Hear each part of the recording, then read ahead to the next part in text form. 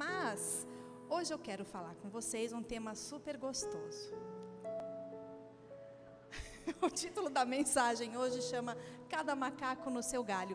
Mas eu queria saber se vocês estão afiadas, aquelas que conhecem a Bíblia. Eu vou falar um pedacinho de um versículo, vocês completam, tá? Tudo posso. O que significa isso? Tudo posso naquele que me fortalece? Que tudo eu posso naquele que me fortalece. Então, segura aí, tá? Guarda, que depois nós vamos chegar lá. Mas eu quero ler com vocês o livro de Gênesis, capítulo 1. Vou começar a ler do versículo 9. Não, vou começar a ler do 7. Que diz assim. Cadê? E fez Deus a expansão, e fez separação entre as águas que estavam debaixo da expansão e as águas que estavam sobre a expansão, e assim foi.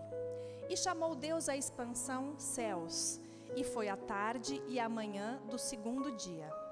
E disse Deus: ajuntem-se as águas debaixo dos céus num lugar, e apareça a porção seca. E assim foi. E chamou Deus a porção seca terra, e ao ajuntamento das águas chamou mares, e viu Deus que era bom. E disse Deus: produz a terra a erva verde, erva que dê semente, árvore frutífera que dê fruto, segundo a sua espécie, cuja semente está nela sobre a terra, e assim foi. E a terra produziu erva, erva dando semente conforme a sua espécie, e a árvore frutífera, cuja semente está nela conforme a sua espécie, e viu Deus que era bom. E foi a tarde e a manhã e o terceiro dia. E disse Deus: haja luminares na expansão dos céus para haver separação entre o dia e a noite, e sejam eles para sinais e para tempos determinados para os dias e anos. E sejam para luminares da expansão dos céus, para iluminar a terra, e assim foi. E fez Deus os dois grandes luminares, o luminar maior para governar o dia e o luminar menor para governar a noite, e fez as estrelas. E Deus os pôs na expansão dos céus para iluminar a terra, e para governar o dia e a noite, para fazer separação entre a luz e as trevas, e viu Deus que era bom. E foi a tarde e a manhã, o quarto dia. E se você continuar lendo, Deus vai começar a criar as espécies, conforme o seu habitat, se é de água, se é de terra, se é de céu. Eu amo o livro da criação porque ele é muito lindo. Mas a gente lendo o livro da criação, a gente percebe que Deus gosta de tudo em ordem. Tudo tem um lugar certo e tudo tem uma função certa. Então, Deus ele separou a terra da água, a água da água, a água debaixo da terra, a água de cima da terra, a água salgada, a água doce, a água do rio, a água do lago, a água da chuva, a água do orvalho, a água do mar. Olha quantos tipos de água nós temos e todas elas separadas no seu lugar. Ou seja, cada macaco no seu galho. E assim foi com o sol, foi com a lua, foi com as estrelas, foi com tudo. Deus gosta de tudo em ordem e todo mundo tem o seu lugar para ocupar. Imagina se a água resolvesse ocupar o espaço da terra e a terra ocupar o lugar da água, ia virar bagunça e algum desarranjo ia acontecer. Não ia dar certo.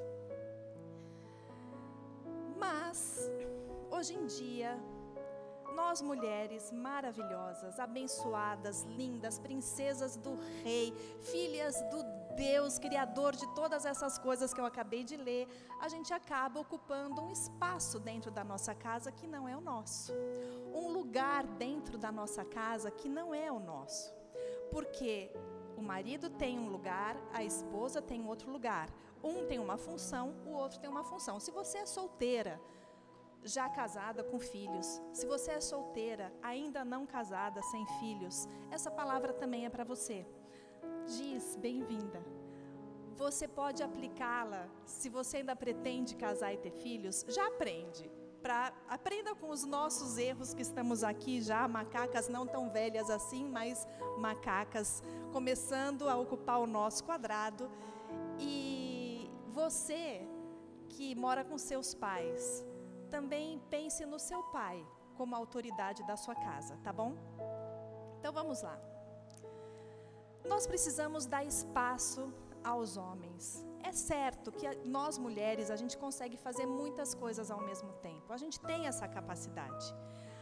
Fisicamente falando também. Por quê? Porque a gente consegue fazer xixi, escovar o dente e falar no telefone ao mesmo tempo. O homem já não. Ou ele faz uma coisa ou outra, porque as mãos vão estar ocupadas em outro lugar. Então você vê que até fisicamente nós somos privilegiadas, porque a gente consegue dar conta de muitas coisas. E Deus sabia disso. Nós somos mais proativas, só um pouquinho mais proativas do que os homens, né? Às vezes eles são mais devagar e aí a gente fala, Dani, vai trocar o lixo. E se ele não vai naquela hora, eu espero? Não, eu vou lá e troco. Aí ele vai se mexer do sofá para trocar? Não, eu já troquei. E aí, adianta eu murmurar? Eu não dei chance dele fazer. Então eu estou dando um exemplo bobo, mas isso é com tudo. Tudo dentro da sua casa. A gente acaba tomando as funções do homem, porque a gente não tem paciência de esperar o tempo deles. Mas homens e mulheres são diferentes, não são rivais. Você não mora com seu inimigo, você mora com seu parceiro, você mora com seu pai. Você tem uma função e ele tem outra função. Se você pega a função dele para você fazer, óbvio que você vai ficar sobrecarregada. E ele vem do Netflix no sofá. E não adianta você reclamar, porque você está fazendo o que ele deve fazer. Você não dá tempo, você não espera. Então, entra na cabeça, o nosso cérebro funciona diferente. Eles fazem uma coisa de cada vez e um pouco mais devagar do que a gente. É verdade, as mulheres amadurecem mais rápido do que os homens. A gente tem aqui 2 psicólogas, quase 3, 4.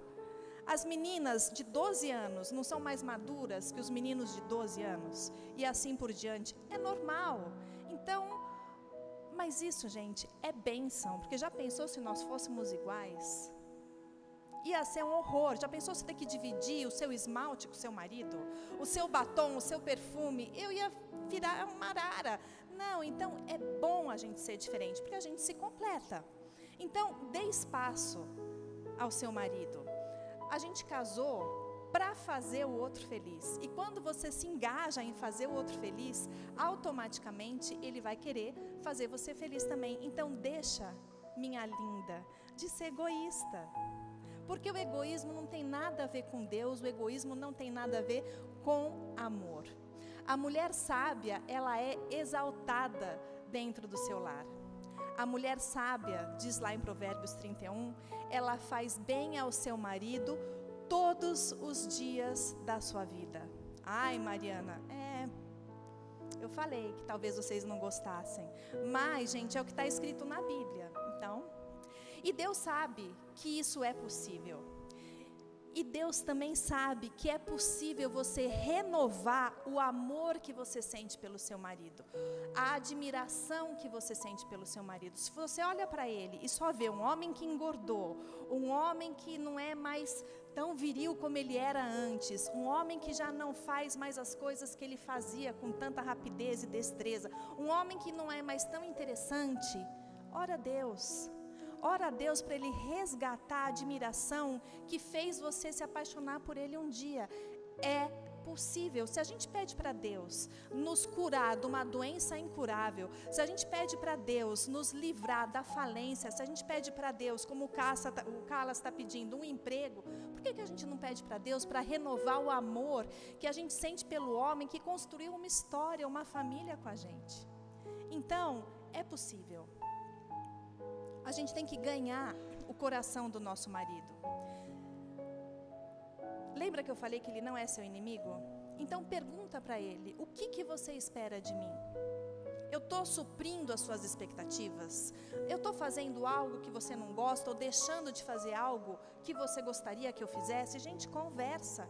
Já dizia a Chacrinha, quem comunica não se estrumbica, não é verdade? Então, se esforça. Ser forte e corajosa.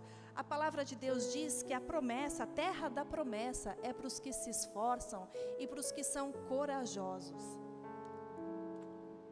Quem fica em casa, de cara amarrada, com a camiseta do político, legging, sem perfume, sem um cabelo arrumadinho, não vai rolar, porque lá na rua as mulheres estão lindas, cheirosas, de salto alto. Eu não estou, mas eu estou arrumadinha, então uma coisa compensa a outra.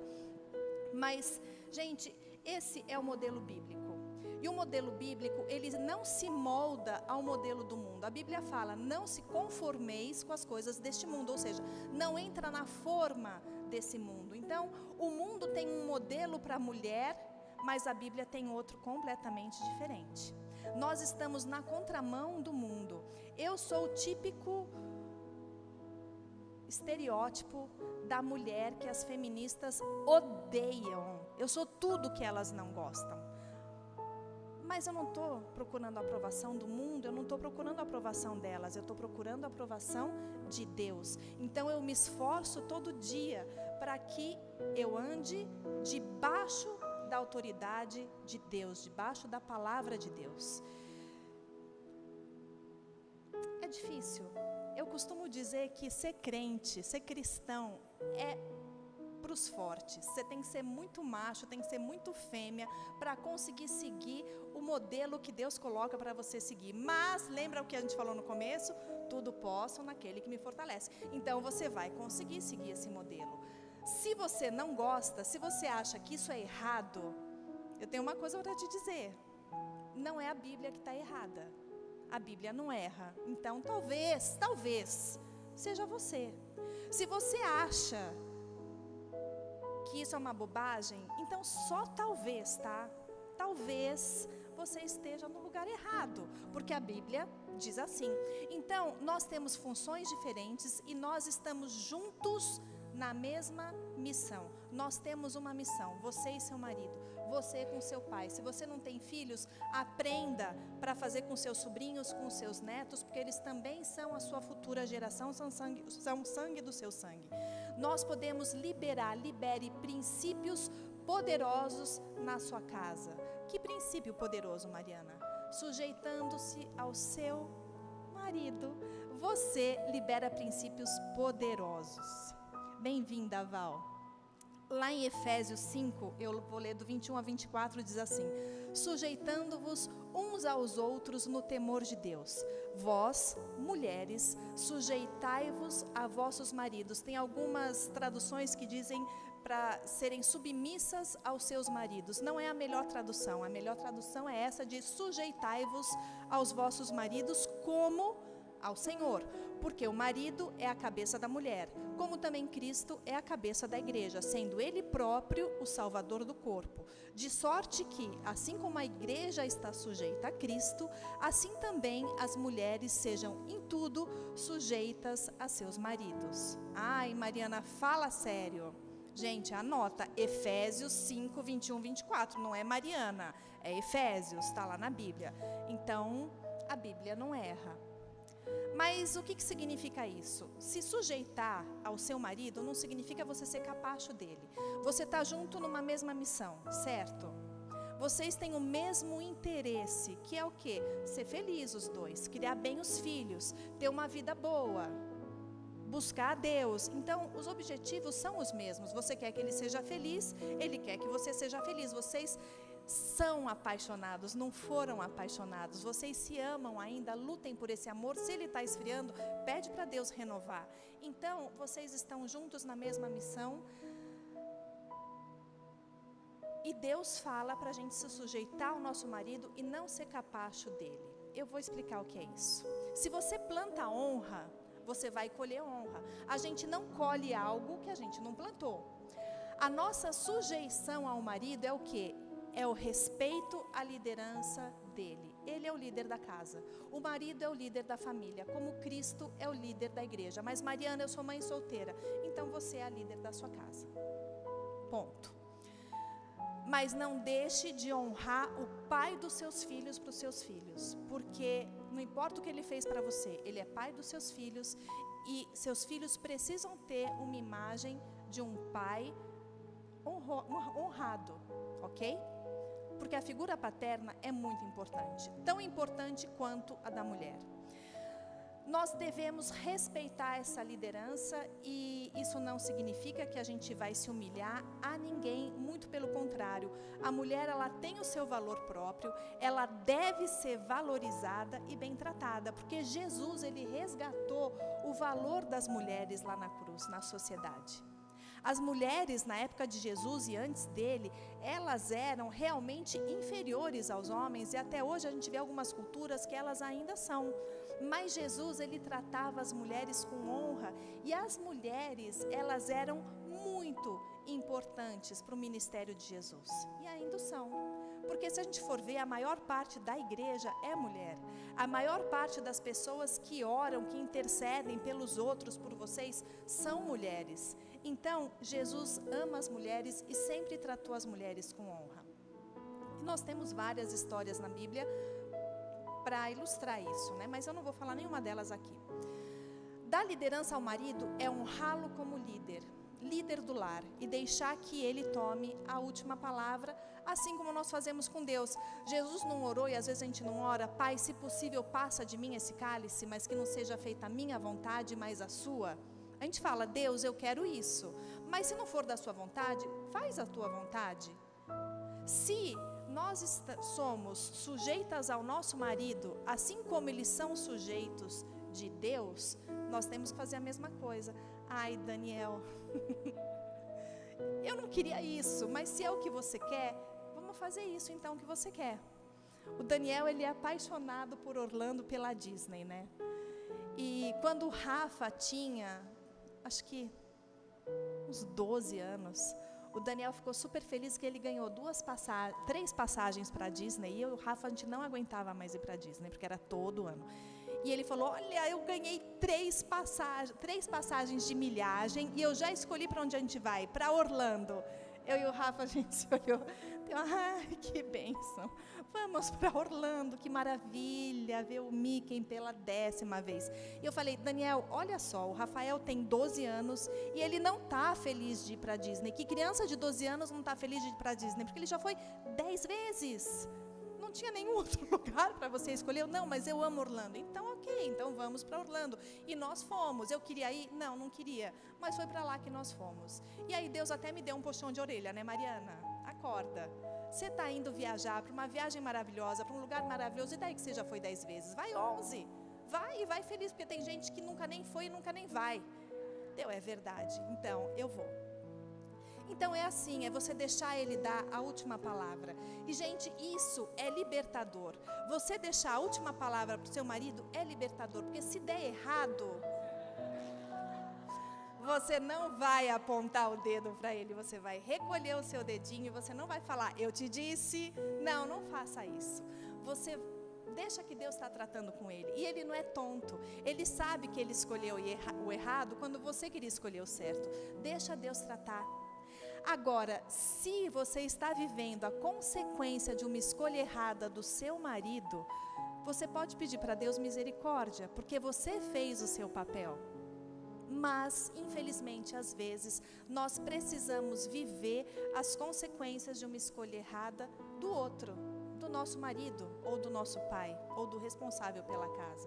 Nós estamos juntos na mesma missão, lembra? É na alegria e na tristeza, é na saúde e na doença. Você fez uma aliança com Deus no altar, que você ia ficar com Ele para o resto da sua vida, em todos os momentos. Então é até nas consequências de uma escolha errada. E isso é bênção, Deus está tratando na vida dele, deixa ele ser tratado. E não cobra, não aponta o dedo, não joga na cara, porque já está difícil para ele. Homem é orgulhoso, eles gostam, não é, Ive, de serem honrados. Aprendi isso com a Ive. Se você joga na cara dele, ele está sendo desonrado pela pessoa que ele mais ama, e isso é pesado demais. Então ele já está lidando com o problema dele, ele sabe que escolheu errado, ele não precisa que você lembre disso toda hora para ele. Corre para o mesmo objetivo, para sair dessa situação, dessa escolha ruim. E Deus vai mudar a situação, porque Deus, ele pode mudar toda a situação ruim. Amém? Deus, ele é poderoso em transformar bênção em maldição. Amém, Neto? Maldição em bênção. Deus é especialista nisso. E foi bom que o pastor Neto entrou aqui, porque na próxima terça, eu acho que eu vou trazer uma palavra para os homens, viu? Porque eu estou puxando a orelha das mulheres aqui, Neto. Mas é porque é muito fácil a gente ser submissa a um marido que nos trata bem, que nos honra. Fica a dica, viu, maridos? Mas, enfim... vocês já repararam que a serpente, ela ama entrar nos relacionamentos? Isso começou lá no Éden, né? Mas ela mira em quem? Ela mira na mulher. Por quê? Porque ela sabe que nós mulheres temos um poder de influência sobre os nossos maridos. Existe aquele ditado, né? Atrás de um grande homem, sempre tem uma grande mulher. E é verdade, mas meio verdade. É do lado de um grande homem, sempre tem uma grande mulher, porque nós fomos feitas da costela, nós andamos ao lado, não na frente, não atrás. E o diabo, ele tenta roubar isso dos homens. O diabo, ele tenta a todo custo roubar a nossa doçura, a nossa feminilidade, porque ele sabe que quando ele rouba o que a mulher tem de mais característico, que é a feminilidade, a doçura, aquele cuidado com as outras pessoas, ele faz com que o homem volte a ser sozinho. E Deus diz que não é bom que o homem fique só, e nós estamos deixando os homens sozinhos dentro da nossa própria casa. Não pense que é só as feministas que fazem isso, nós fazemos também. O empoderamento feminino, gente, o verdadeiro empoderamento feminino é educar a sua próxima geração. Você tem o poder de influenciar não só o homem da casa, mas também os seus filhos, os seus netos e os seus sobrinhos. E educar essa geração de agora, só quem é mãe e pai sabe o quanto está difícil. Está difícil, então se esforça. Se esforça e você pode todas as coisas naquele que te fortalece. Até educar o seu filho, sua filha, seu sobrinho, sua sobrinha, seu neto, sua neta, para que ele não seja contaminado com essas ideologias loucas desse mundo. E o que na verdade a gente vive, né, gente, um tempo de mentiras muito bem contadas. E às vezes a gente que conhece a verdade da palavra acaba caindo nessas mentiras. E o que Jesus disse lá na Bíblia? Entre tantas coisas que ele disse: quem quiser me seguir, o que faz? Negue-se a si mesmo, toma a sua cruz e vem. Então você quer seguir a Jesus? Negue-se a si mesma, pega a sua cruz e segue a Jesus. A gente vive por aliança com Deus e não por prazer. Nós fizemos uma aliança com Deus, nós fizemos uma aliança com o nosso marido, e isso... Para Deus, as alianças são eternas. Eu não quero deixar pesado para você que é separada. Não quero deixar esse peso para você. Porque existem casos que você tem legalidade de se separar, sim. Existem coisas que são inaceitáveis. Violência física é uma delas. E tenho tantos outros, eu não quero entrar nesse mérito para a gente não se complicar aqui. Mas não quero deixar esse peso para você, ok? Isso existe. Existem mães que são solteiras, sim, e vocês são bênçãos e são amadas do Senhor, e vocês têm um poder de influência maior sobre a vida dos seus filhos. Aproveita isso. Mas é aquilo que eu falei, não desonre o pai dos seus filhos para eles, por mais ruim que ele tenha sido para você. Então, gente, se a gente vive por aliança e não por prazer, vamos parar de ficar murmurando e de receber os homens em casa com a cara fechada, e o primeiro passo que eles dão, você já joga em cima dele todos os problemas daquele dia. Recebe ele de uma maneira boa, recebe seu pai de uma maneira boa, recebe a autoridade da sua casa de uma maneira boa, uma maneira leve. Faça o que ele gosta, serve ele. Ai, Mariana, servir é aquele que quiser ser honrado, que quiser ser o maior, que sirva. Então por que não servir o seu marido, o seu pai, seus filhos, para você ser honrada? A mulher sábia, ela é honrada dentro da sua casa. Não guarda rancor, perdoa. Ele construiu uma história de amor com você, não deixa ninguém roubar essa história da sua vida. Apresente aos seus filhos a autoridade paterna, porque os filhos conhecem as mães desde sempre. Eles conhecem o nosso cheiro, eles estavam dentro de nós, eles conhecem o barulho das nossas entranhas, eles conhecem a batida do nosso coração, eles conhecem a nossa voz, eles conhecem tudo ao nosso respeito. E quando eles nascem, nós temos que apresentar o pai, por mais que o pai participe da gravidez, passe a mão na barriga, fale com ele com um copo ali na barriga, por mais que ele faça o que ele quiser fazer, a verdade é que ele está de fora. E a verdade é que quando o filho nasce, ele precisa ser apresentado ao pai, porque ele ainda não conhece o pai de fato. Os bebês, quando são pequenininhos, eles ainda acham que fazem parte do corpo da mãe, mas não fazem, de tão estreita que é essa relação de mãe e filho. Então apresenta a autoridade paterna. Os filhos aprendem muito mais com as nossas atitudes do que com as nossas palavras. Então não adianta chegar e falar: mãe, eu queria tanto ir naquela festa, mas o papai não deixou. Ah, não, nada disso. Você vai, filhinho. Não vai nada. Se o pai não deixou, ele não vai. Se o pai não deixou comprar aquilo, não vai comprar. E se for a decisão errada, gente, o peso não é de vocês, a responsabilidade não é de vocês, é libertador. É como numa viagem de avião, numa viagem de carro. Eles são o piloto e nós somos as copilotas, estamos ao lado, porque caso falhe o controle, se ele faltar em algum momento, você pode pegar esse controle. Se ele saiu de casa, você pega esse controle. Mas a verdade é que o copiloto, ele aproveita muito mais a viagem do que o piloto, porque a responsabilidade é menor.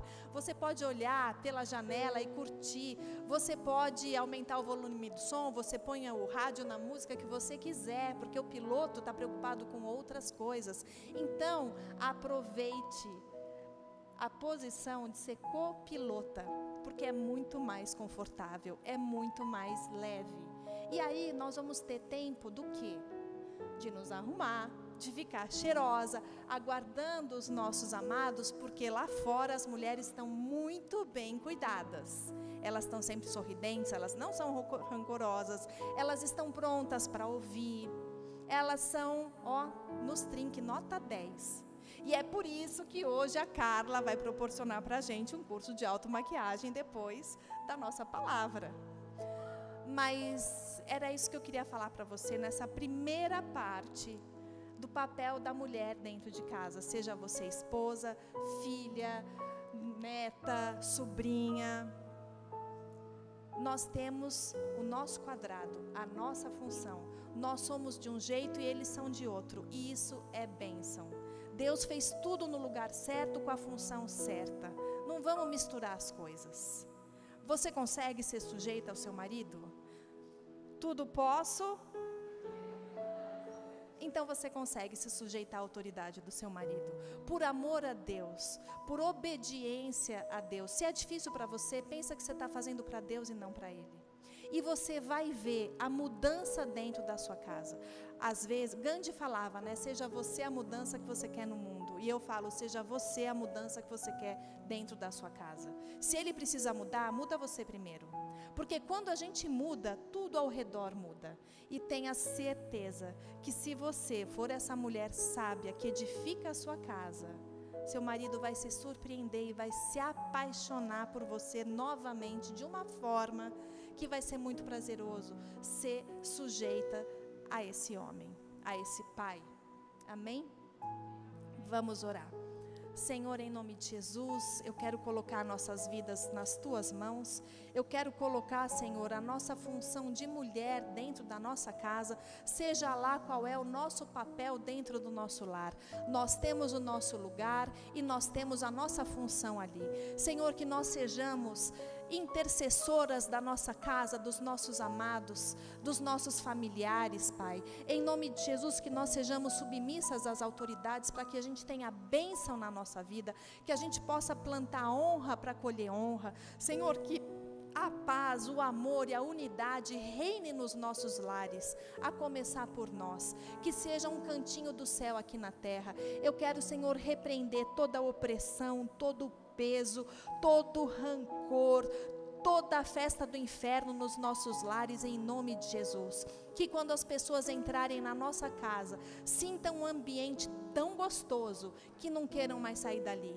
Que a nossa casa seja o nosso refúgio, seja o nosso cantinho, seja o nosso porto seguro, Senhor, porque o Senhor estará ali, reinando em primeiro lugar.